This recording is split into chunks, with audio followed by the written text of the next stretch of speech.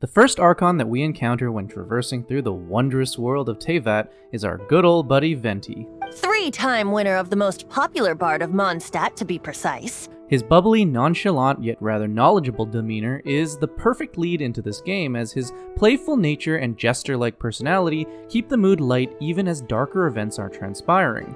So what kind of psychological issues could this free bard possibly have? What if I told you that Venti's condition is much darker than you might think, and that his bright demeanor is masking a very troubling emotional state?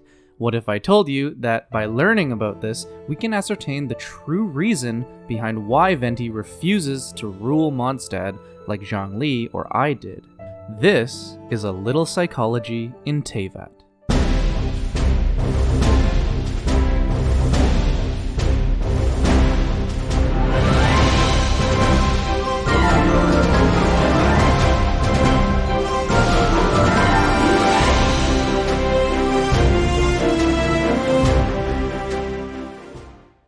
Venti's personal side quest is oddly enough one of the few that does not really focus on Venti himself, and so does not really provide us with any new information regarding Venti's psychology, at least in terms of the narrative. So instead of doing a recap of his quest, we'll focus on what we can glean from Venti from the main story quest, alongside any other outside references. I'll save his story quest for another video where we discuss the device he uses, the Narmana detector. Is that how you pronounce it? This apparently comes from Sumeru, which also may provide us with some clues as to what's happening over there in Sumeru, so you have that to look forward to. Anyways, let's start off with Venti's demon namesake, Barbatos, who is a demon in the Arsh Gorsha, which gives a very lengthy description of which I will summarize here. Barbatos is the Earl of Hell, which is just a fancy way of saying he's part of Hell's nobility. It's not really a special title at all, as all the other demons have some connection to nobility. He provides an understanding of singing birds as well as all other animals, and opens up the hidden treasures that have been sealed by enchantments from magicians. He knows all past and future events, and helps to reconcile friends back together. So, all in all, frankly speaking, even though he's a demon, he doesn't sound all that bad. The connections between the Ars Gotia, Barbatos, and Venti are actually quite numerous with respect to the other gods, so let's break this down one by one. The passage about the birds is interesting because Venti tells us about a story regarding birds attempting to fly in a storm, and the moral of the story, spoiler alert, is that the biggest hurdle that the birds had to overcome was not the flying itself, but taking the first step off the cliff, which actually matches quite well with Venti's role in both rebellions in Mondstadt, of which I will explain a little later. Venti also appears to have an affinity towards nature, as he continuously returns to the symbol of Mondstadt's hero, which is the large tree near the center of Mondstadt. In terms of opening hidden treasures, I can only connect this to the fact that Venti uses his powers to dispel Dvalin's wind barrier, and that there are treasure chests in the overworld that are locked behind mini versions of this barrier that you can fly above and drop into in order to loot the chest. And finally, Venti appears to know much more than he's letting on, and having been originally a wind spirit, there's no telling how old he actually is. His personality is also centered around bringing people together, and the entire narrative of our time in Mondstadt is centered around reconciling Venti and Dvalin. So this comparison provides us with a very good starting point on identifying Venti's characteristics. The story of Old Mondstadt is perfectly summarized in this cutscene that I'm about to show, and we can also find more context in the Genshin Impact manga, to which I will link in the description. Let's quickly watch this scene again so that it's fresh in our minds. In Old Mondstadt transpired the story to be told, where a tyrant ruled. I met a boy not that old. The lyre he played, and for a song he sought. But storm walls blocked blue sky. He was sincerely distraught. I do so wish to see the birds in flight, said he, his strong eyes filling with light. But his voice was lost in the howling wind's churn, for the whirlwind takes and gives not in return. The true sky and songs that cageless soar, were they not wishes worth fighting for? So the boy turned, extending his hand. Let us cast down the tyrant and his walls from this land. The young boy raised then the flag of revolt, and I threw myself into freedom's tumult. Victorious were we who fought to be free.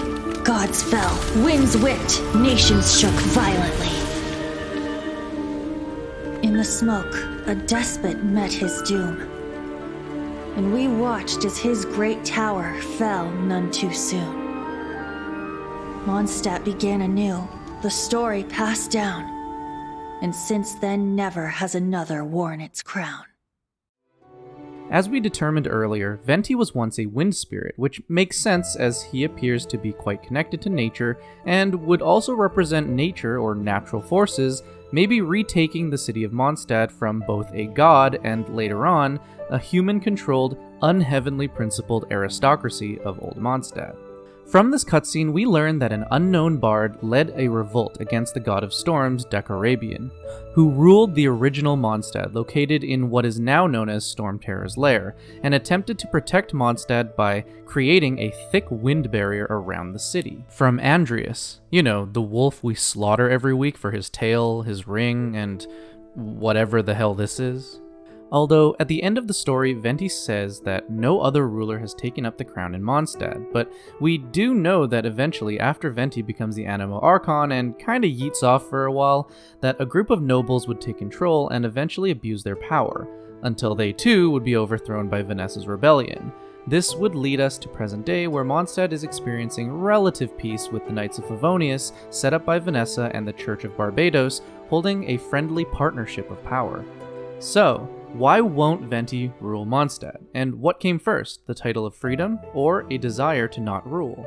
I believe that the gods are not innately tied to their titles, as I explain in a video on this topic, which I'll link in the description for you. So I would conclude that Venti likely adopted the title of God of Freedom due to his desire to relinquish control of rulership, but this still begs the original question of why. I contend that Venti has been experiencing both post-traumatic stress disorder, or PTSD for short, due to intense loss, which developed into a perpetual identity crisis leading into identity theft, ever since his days as his original form as a wind spirit. What possibly could have led me to this conclusion, you may ask? The evidence for this is actually quite considerable. For one, Venti's form at present is actually the form of the unknown bard that he partnered with during the rebellion against Dekarabian, the god of storms. It is unclear if Venti took the bard's body after he was killed during the rebellion, or if the wind spirit shapeshifted, which is what I'm leaning towards. The idea of dealing with loss by transforming into your dead friend is somewhat concerning though. This reveals a level of avoidance that Venti is unwilling to accept the fact that his friend had passed. Avoidance is a very common way of responding to intense trauma. He is trying to live out the life that his friend was unable to do. And in a twisted way, Venti is actually cheapening the bard's sacrifice to make himself feel better about what happened. I believe that Venti very much respected the bard, and thus when he was killed, a part of Venti was greatly affected as well. And he assumed the bard's form in order to preserve his memory, but more importantly to allow Venti to not have to deal with the grief of losing someone so important to him. It's possible that Venti was the original name of the bard, and that our Venti took that name from him also, as the only name we can attribute to Venti as a wind spirit is Barbatos. Furthermore, Venti does an incredible amount of drinking, to the point where, in order to satisfy his addiction, he was willing to steal from Diluc's tavern had it not been for Diluc catching him in the act. Venti, of course, playfully dismisses Diluc's concern, but reveals to us that his need for alcohol will force him to engage in immoral acts. Alcoholism is quite common in cases where individuals experience a great deal of trauma, as the numbing sensation of alcohol can lessen the effects of psychological discomfort caused by the trauma itself. But it does not solve the trauma in the slightest. This is quite concerning since the rebellion against Dekarabian occurred seemingly hundreds of years ago, and Venti still does not appear to have shaken off this addiction. This reveals that he has still not dealt with the grief of losing the original bard. In fact, I would argue that Venti's entire being, his title, the God of Freedom, is actually the result of this trauma of loss.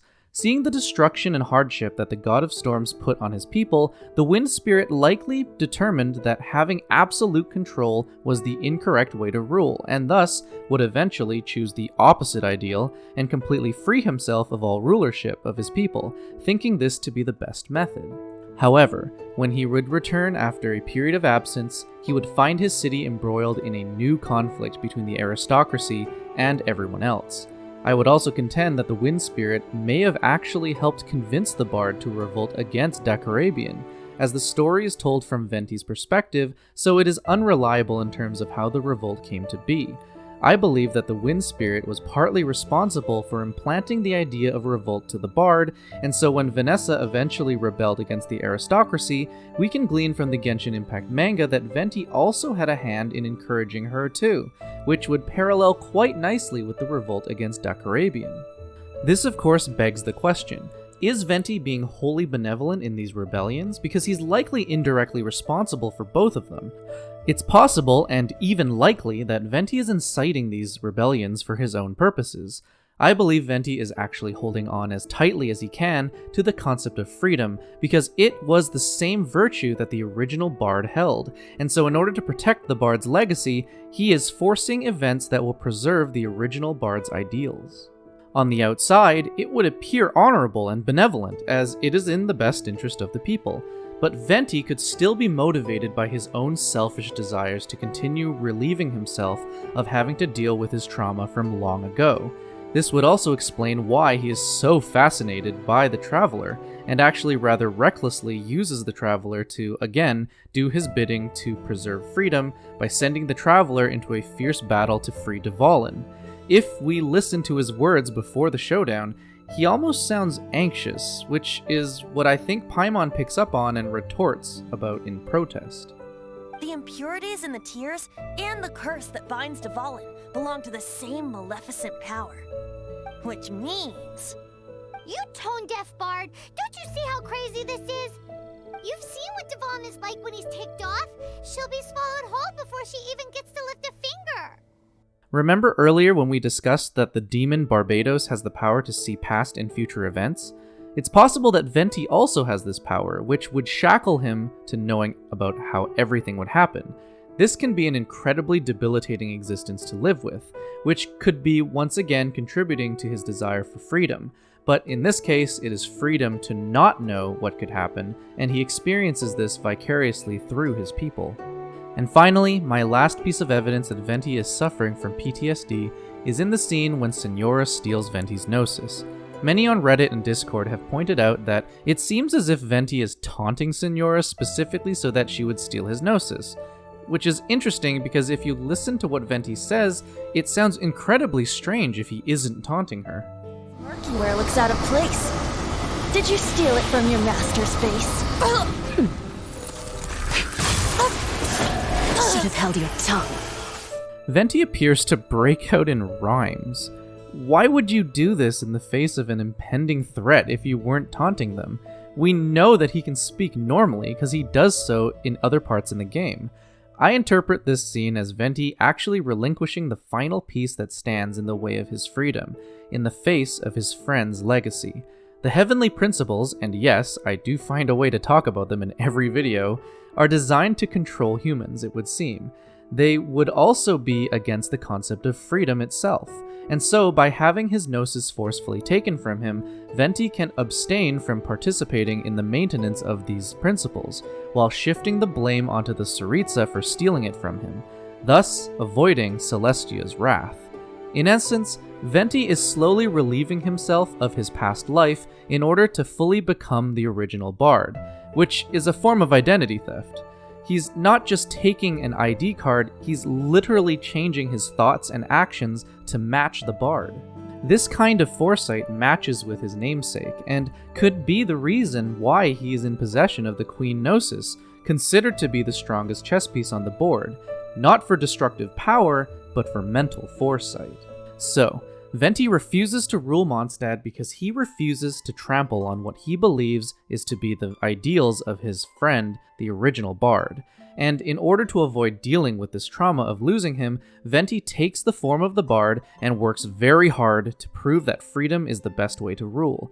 However, unless Venti deals with this trauma at some point through either introspection or maybe even figuring out his own identity, it will eventually consume him through his identity, because it would appear that he has almost completely assimilated the original Bard's identity into himself, evidenced by the fact that he outright just refuses to speak about anything related to Celestia, which can have destructive ramifications if and when he is forced to remember and accept who he actually is. But what do you think? Is Venti just a simple bard traveling the world in search of wonder and fun? Or does he have a darker side that reveals that he's actually avoiding a great deal of trauma? Does Venti drink for recreational purpose only? Or is he desperately trying to drink away his trauma of losing his first true friend? And you may have noticed that I've deliberately left this last question alone because I personally don't have enough information about the theory to be sure, but was Venti as a wind spirit a small abyss mage, as he appears to look like one? And is this the identity he wishes to escape from? If there is a character in Genshin Impact that you think would be interesting to psychoanalyze, let me know in the comments and I will do my best to look into the possibilities. And if you enjoyed this video, leave a like and subscribe, and follow me on Twitter to know when I post and read some Genshin memes along the way. And thank you for visiting A Little Psychology in Teyvat.